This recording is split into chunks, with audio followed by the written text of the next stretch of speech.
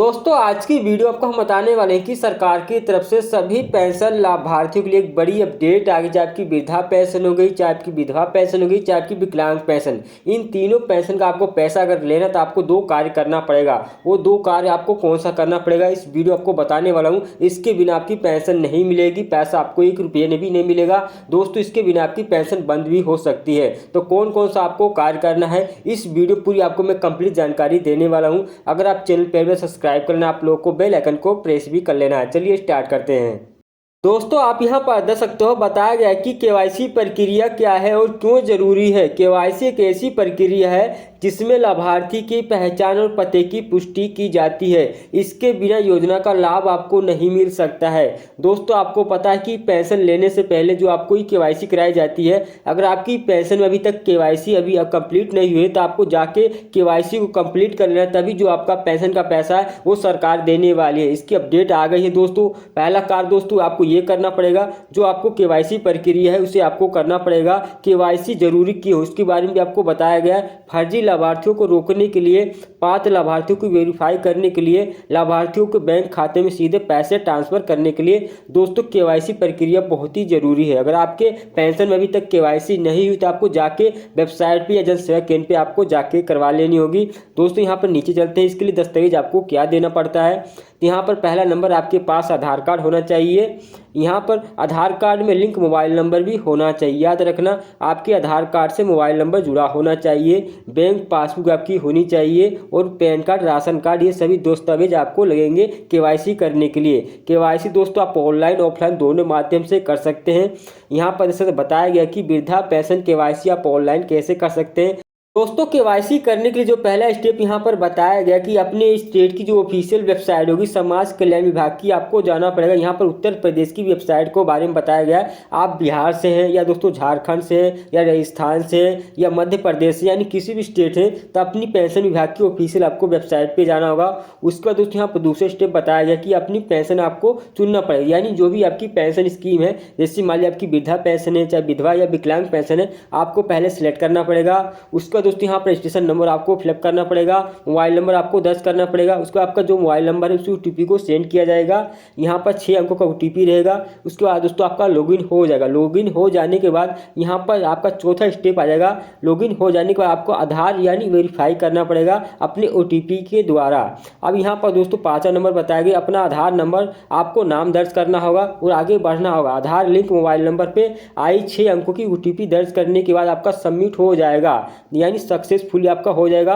और यहाँ पर दोस्तों 6वां बताया गया है, सबमिट करने के बाद आपकी केवाईसी सफलतापूर्वक सबमिट हो जाएगी, यानी कंप्लीट हो जाएगी। यदि आपके क्षेत्र में ऑनलाइन प्रक्रिया उपलब्ध नहीं है तो आपको केवाईसी ऑफलाइन भी कर सकते हैं, देख सकते हैं। इसी प्रकार से सभी स्टेट में आप ऑफलाइन भी कर पाएंगे। यहाँ पर दोस्तों बताया कि वृद्धा पेंशन केवाईसी ऑफलाइन कैसे आपको करना होगा। इसी प्रकार से आपकी मान लीजिए विकलांग पेंशन या विधवा पेंशन है, उसके लिए भी सेम यही प्रोसेस रहने वाला है। यहाँ पर दोस्तों जनसेवा केंद्र आपको सीएससी पे द्वारा यानी वृद्धा पेंशन की केवाईसी करनी होगी।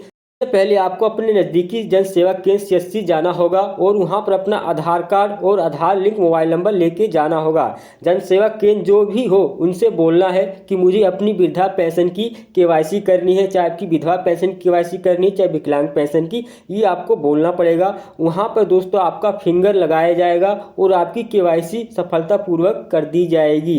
यानी दोस्तों आप ऑनलाइन भी कर सकते हैं, ऑफलाइन भी कर सकते हैं। अगर आपका मोबाइल नंबर नहीं लिंक है तो आपको ऑफलाइन अपने सीएससी सेंटर जाके करवा सकते हैं। अब यहाँ पर दोस्तों बताया जाए कि समाज कल्याण विभाग द्वारा वृद्धा पेंशन केवाईसी आपको किस तरह करना होता है, तो यहाँ पर उसके बारे में बताया गया। पहला स्टेप, सबसे पहले आपको अपने जिले के समाज कल्याण विभाग में जाना पड़ेगा। दूसरा दोस्तों यहाँ पर वृद्धा पेंशन की केवाईसी का फार्म लेके आपको वहीं पे ध्यानपूर्वक भरना पड़ेगा। तीसरा दोस्तों बताया कि फार्म में मांगे गए दस्तावेज आपको देना पड़ेगा, यानी संकलन करना पड़ेगा। और दोस्तों सारे दस्तावेज इसी योजना से संबंधित अधिकारी के पास जमा कर देना है। और दोस्तों जो चौथा स्टेप बताया, कुछ समय के बाद अपनी केवाईसी सफलतापूर्वक पूरी हो जाएगी, यानी आपकी केवाईसी कंप्लीट हो जाएगी अगर आप समाज कल्याण विभाग में जाते हैं तो। यहाँ पर दोस्तों केवाईसी प्रक्रिया होने के बाद क्या होगा, यहाँ पर देख सकते हैं बताया गया कि केवाईसी की प्रक्रिया पूरी होने के बाद पेंशन की राशि आपके खाते में आना शुरू हो जाएगी।